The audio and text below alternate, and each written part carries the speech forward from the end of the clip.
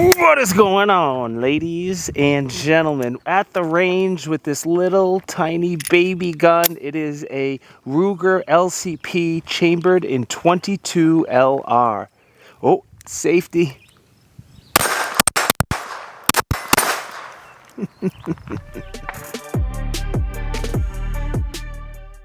All right, we will get into the specs on this little baby gun in just a second. Beforehand, I have a question for you, and do not get butthurt in the comment section if we disagree. It is a-okay to disagree, boys and girls. Remember that.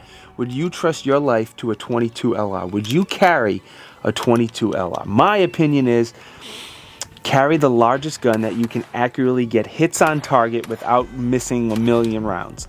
Me personally, I'm going to carry a 9, a 10, even a 380, 38, 357, something like that. I've been shooting a while. The recoil doesn't bother me. I'm going to carry something bigger. However, if you're recoil sensitive, grip strength issues, someone a little older, a kiddo, anything like that, and you can't accurately get hits on target with anything bigger, you're much better off getting 10 hits with 22LR than 10 misses with 9mm.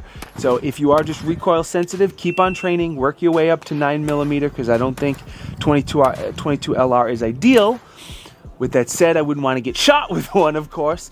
But I love hearing people's opinion. Again, don't get butthurt. This is just opinions, and we all have opinions, and they all suck. All right, this little tiny baby magazine. It only comes with one magazine, unfortunately. I wish it came with 2 or 3. It holds 10 rounds of 22LR, and I only had 1, so it made shooting and reloading this gun a little bit difficult.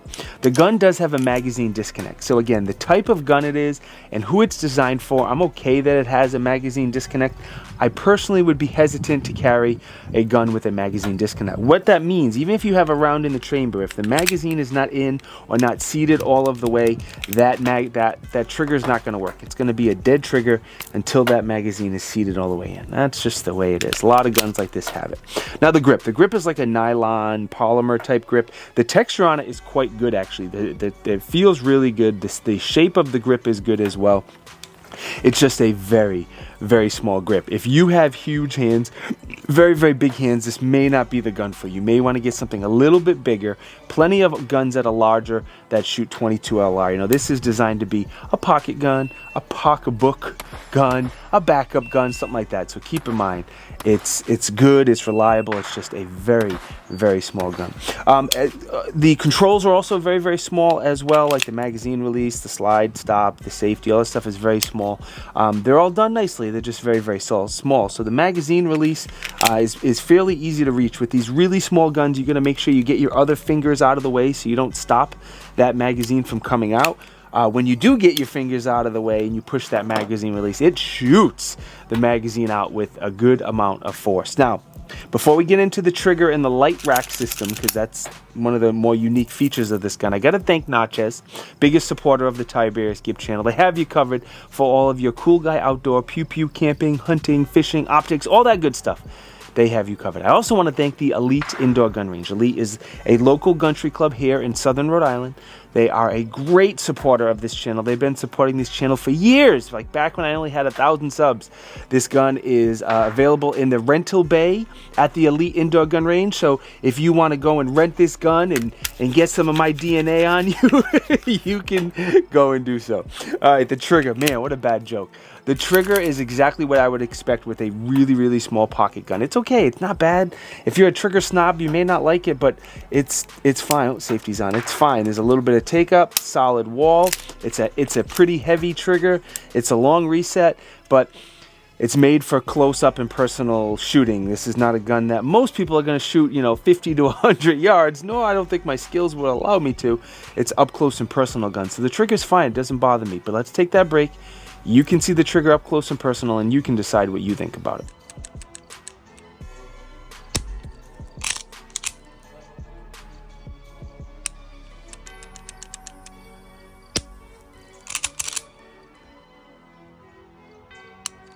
All right, obviously no rail on this gun. It's a baby pocket carry gun. I didn't expect it to have a rail.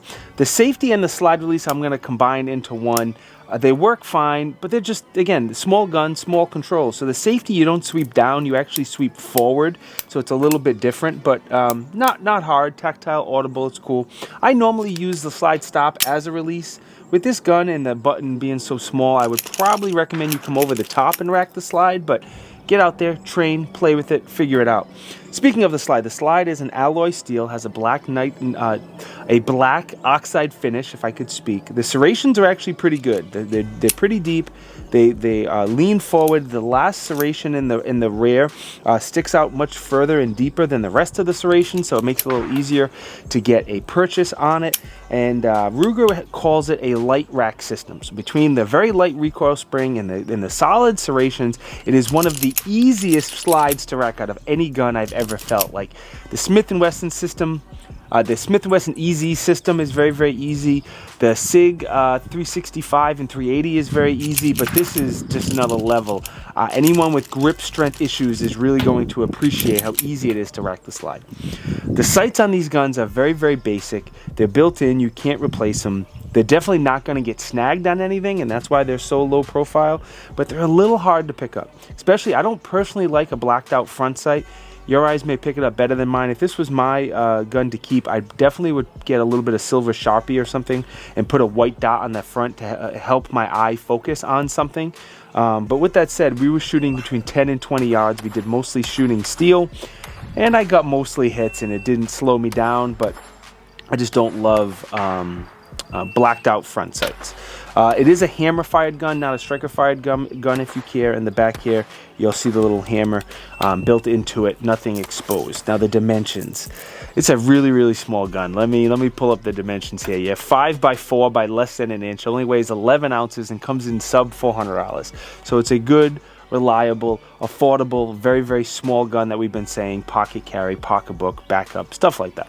I will put a bunch of links down in the you-know-where down below. If you want to pick one up, hopefully I can find you a good deal. Now, testing. I brought this to the range yesterday. We put about 150 rounds through it yesterday. Brought it out here again today. Put about exactly 100 rounds. 250 rounds is what we shot through it in 2 days. Zero malfunctions, zero problems, zero issues.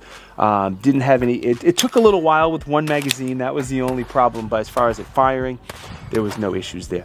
Did a lot of shooting steel. I did some running and gunning, just having fun like it was a big competition gun, just playing around. But mostly shooting steel, plinking, and some one-handed shooting as well, and there was no issues, no problems. So the biggest pro here is going to be the size. Obviously, it's designed to be a very, very small gun, very easy to carry, very low recoil, and for what it's designed for, that small carry gun, it is a great execution for a very, very small gun. As far as anything I would change, I don't really have anything I would change.